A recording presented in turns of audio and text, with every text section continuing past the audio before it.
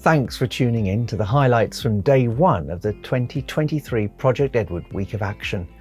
In the next 20 minutes or so, we'll find out about the vehicles we're using, we'll catch up with our road trip crews as they record some great examples of good practice in road safety, and we'll meet young people about to get their provisional licences and embark on their careers as drivers. Our 3 road trip vehicles have been supplied by GridServe. Here's their Chief Vehicle Officer, Sam Clark. GridServe has a mantra of sun to wheel, which was a play on well to wheel, in as much as we want to be part of the whole energy ecosystem, starting from the generation of solar and battery storage through to our charging electric infrastructure, like the one that we have here, which is across the whole country, with various sites and super hubs across most of the motorway service areas. And the sun to wheel, the wheel part is a vehicle leasing department, so we lease electric vehicles as well, in an attempt to try and be part of the entire renewable journey. Well, I think it's important that we support the local community, we support local initiatives and national initiatives. We are inherently part of the road network now with the chargers all over the country. There's a lot of vehicles moving around, and we've got to make sure that everyone is doing that safely. You know, the layout, the paint on the roads, the pavements, the accessibility signs, all the signage. In fact, it all comes to the point of making sure that people are here and they're safe. That was Sam Clark from GridServe. Now for the first of our road trip reports, we join Stuart Lovett in the north of England. So we're here today with Project Edward at the start of the Northern Road Trip. And we're at the Lancashire Road Safety Partnership's Alive to Drive event. So you can see there are many road safety partners from the local area who are here to talk about what they're doing in partnership. Project Edward, as you know, is all about partnership working and closer collaboration to try to reduce the number of road traffic collisions, but also the severity. So the local community coming here to the Tesco store, and this is all about showcasing what it is that they're doing and how they're helping to protect and save lives within the local community. One of the things, firstly, I'm pleased from Project Edward, when we started the Northern Road Trip here in Leyland today, is just how many people in the local community have turned up. So I think people very often talk about it's very difficult to get the message across. And I think just the sheer number of people in Leyland who've turned out here today to engage with emergency services, to engage with the parties like these two events, even got mountain rescues. I think everybody coming together in the community to talk about how we can reduce the risk on the roads. It's quite powerful. Well, it is. It's fantastic. And we need to think about where we hold this event. This event is being held on the main Tesco courtyard in Leyland on a Saturday morning. Absolutely fantastic. You can't miss it. People are wandering over before the shopping and after the shopping. Got to thank Tesco's for inviting us down here. But the more people that we can get the message to, the better. Yeah. All right, well, thanks for your support today. Absolutely. Pleasure. Thank you. Project Edward here today with Andy Pratt, the Deputy Police and Crime Commissioner for Lancashire, and Tony Crook, the Road Safety Lead for Lancashire County Council. So it's great to have you here today. So why are you chaps here today? Well, this is a fantastic opportunity to get the public out and to get them involved in road safety. The only way we're going to make our roads safer in the county is by everybody getting involved in it. All the agencies are here, and there is a wonderful turnout for everyone, from education through to enforcement, through to people checking people's tyres, and we're really grateful to Project Edward being here today. Every day without a road death, that is what we want, that is our vision. And it's great to be here with Tony, who leads for the safety in Lancashire County Council. We've got 3 teams. We've got education and engagement, we've got speed management, and we've also got safety engineering. So it's really looking at safer roads, safer people, and safer speed. It does support the outcome. Safer roads is my own. When you look at the drive event today, so Alive to Drive, it's been going about 15 years. Very well supported, and as the years have progressed, it's got more and more support. As Andy just said, it's a fabulous turnout for road safety for Lancashire. Yeah, that's one of the things that I've been quite impressed about is not only the number of partners, because obviously Project Edward is all about promoting partnership working, and it's a great to see even the Mountain Rescue Service have turned up here talking about how they assist in when people have had incidents and maybe got disorientated and left the road. So the number of partners has turned up here. Thank you to Andy and Tony for supporting and allowing Project Edward to be here. You can hear the kids pressing the horns. But it's great to be here at this event. It's been so well attended by everybody. So thank you from Project Edward once again. Stuart Lovett reporting.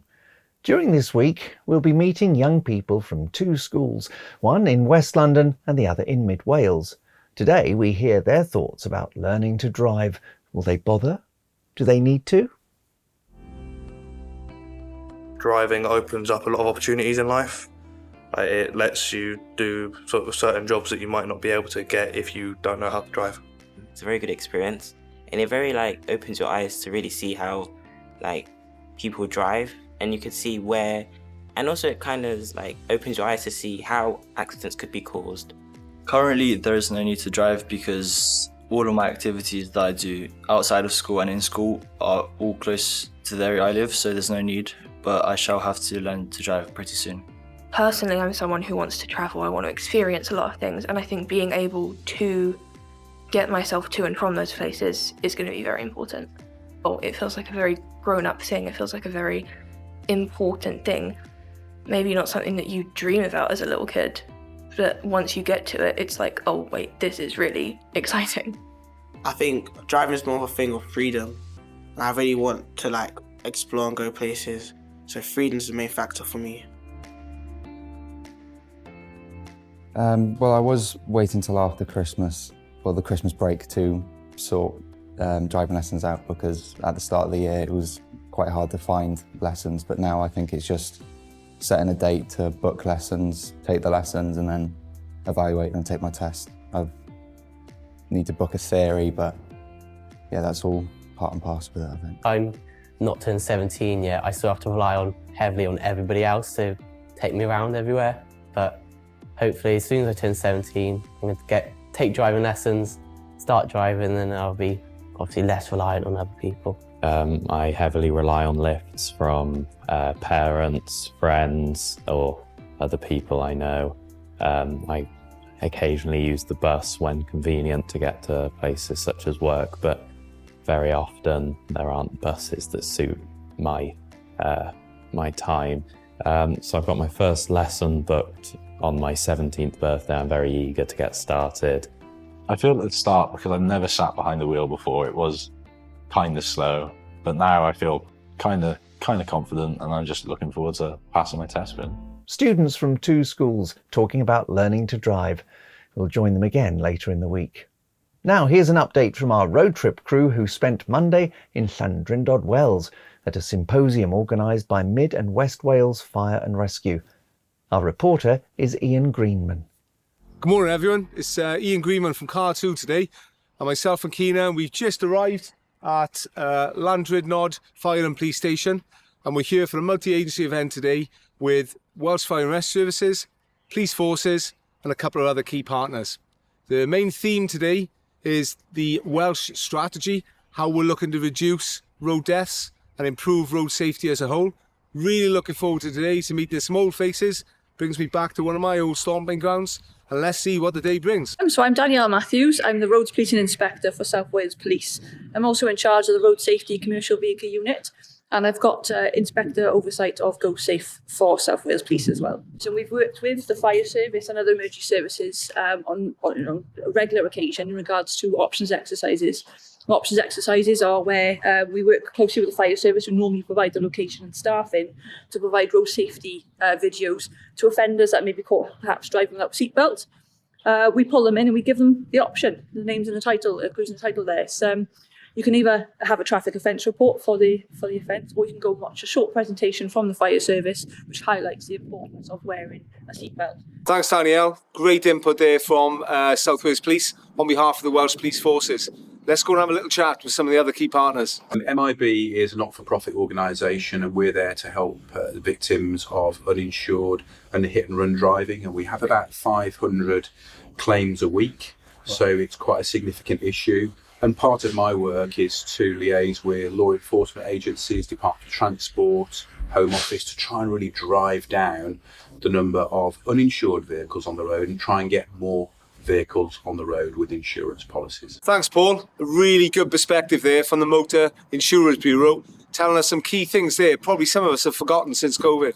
We're in the beautiful sort of Elan Valley area of Powys today. It's a bit of a honeypot for people who like to spend weekends driving, motorcycling in and around the area, and just making people understand that when they come onto different unfamiliar roads, there's additional challenges and hazards that they need to take into consideration. Okay then, guys. Well, that wraps the day up. What a superb day it's been working with Mid and West Wales, South Wales, all the key partners, South Wales Police and the other police forces across Wales. Some of the themes which have come out today have been very much around proactive and productive work streams, which are all in order now and in place to drive all aspects of road safety. Some great debate and discussion this afternoon, last going off, and some really key innovative discussions around technology and advancements and how this will change the landscape of road safety going forward. And I think the other thing we really learned today is how important social media platforms can be, especially how they'll assist us engaging with the younger driver and how important it is to make sure that they are on the same page as us. And with that ado, I'm now going to put it all into practice and I'm going to have some key learning skills myself. So all the best, guys. See you tomorrow.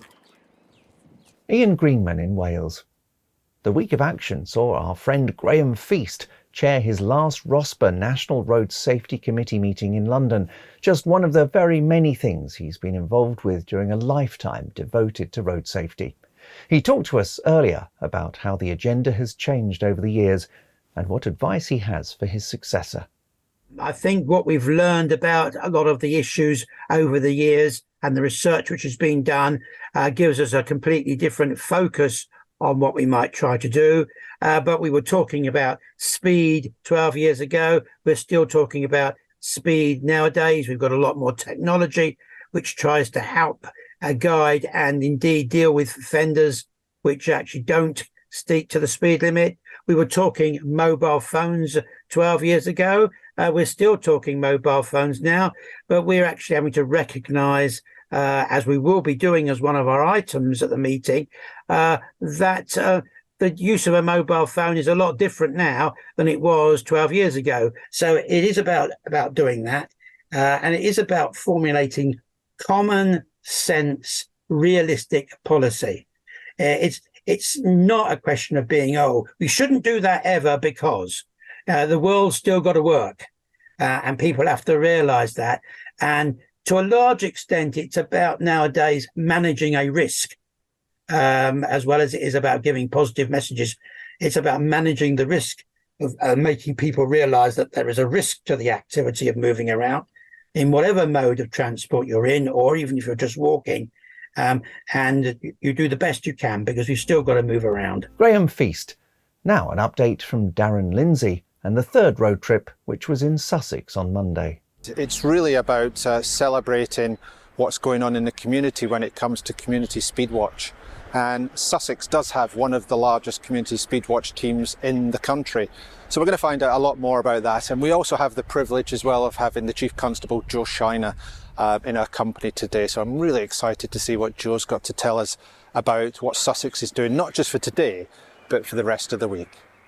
Yeah, certainly. It's really important to me as the national lead that we do everything that we can to try to reduce those collisions which cause people to die or be seriously injured. And as a result of that, the activity we've got is focusing particularly on the Fatal Five, but in relation to speed. So we know that a significant number of our collisions where people are killed or seriously injured, speed is a factor. So we've got a wide range of activity really focusing on enforcing, educating and trying to influence people's behaviour so that they recognise that if they slow down, if they take more care, if they don't use their phone, if they put their seatbelt on, all of those things that we know make a difference, then hopefully we can save lives. We do quite a lot of work through our Driving for Better Business project to try and encourage traffic managers and transport managers to upskill their workforce, make sure their vehicle fleet is up to scratch, make sure their business is compliant with the regulations that apply to them, to give them the best chance of not being involved in incidents and their workforce all getting home safe and well at the end of the day. We're all about casualty reduction. We're all about making sure that people are getting home safer. So what this does is helps out where you may have issues in terms of accuracy of reporting, because this is a speed activated, basically speed camera. So it's an automatic number plate reading system. So what will happen is the thresholds will be set, the area of the road that is being measured will be set on a laptop, and then you just stand next to it and let it do its thing. And it will take images of the number plate and of the vehicle, of any vehicles that are exceeding the set threshold. What we're experiencing today is a week of action, but as it says in Edward, Edward stands for every day without a road death, which is vitally important as well. Do you mind sort of speaking to that in a little bit more in terms of about how we make it every day without a road death? I'm a huge supporter of Project Edward, but of course we should be looking to do this every single day of the year. This is about changing behaviours, it's about changing minds, it's about making sure that people take personal responsibility when they get behind the wheel, so that we can literally have every day across the whole of the year without a road death or indeed any serious injuries at all. It's everyone's responsibility, and everybody makes that decision to get behind the wheel and either under the influence of drink or drugs or speed, any of those fatal 5 factors that we know aggravate collisions. Chief Constable Joe Shiner concluding that report from Sussex. Finally, for this roundup, here's Neil Dewson-Smith with his social media highlights. Notably today, some great content from RPU Scotland, the Wiltshire Roads Traffic Unit, Sussex Safer Roads Partnership, Fire and Rescue Services, Cambridge Fire and Rescue, West Yorkshire Fire and Rescue, National Fire Chiefs Council, and also from other organisations as well, Under 17s Car Club, National Trailer Towing Association and the Motor Insurers Bureau. Also, just a final note, especially many of our sponsors and partners, notably HCC Solicitors, Fleet Operator Recognition Scheme, Webfleet and GEM, to whom we are all very grateful. 2 tweets today stand out for us where people have got behind the camera and put a video out for us. So the Chief Inspector from GMP Traffic, thank you to him for his message of their week-long support for Project Edward, and also to Mark, who's not shy of getting behind the camera. We've seen him many times before. Mark from the Safer Roads Humber team, who's put another message out for Project Edward today. So been a great day, looking forward to day 2. Neil Dewson-Smith. And that's it for this first selection of highlights for the 2023 Week of Action. Stay tuned for some more.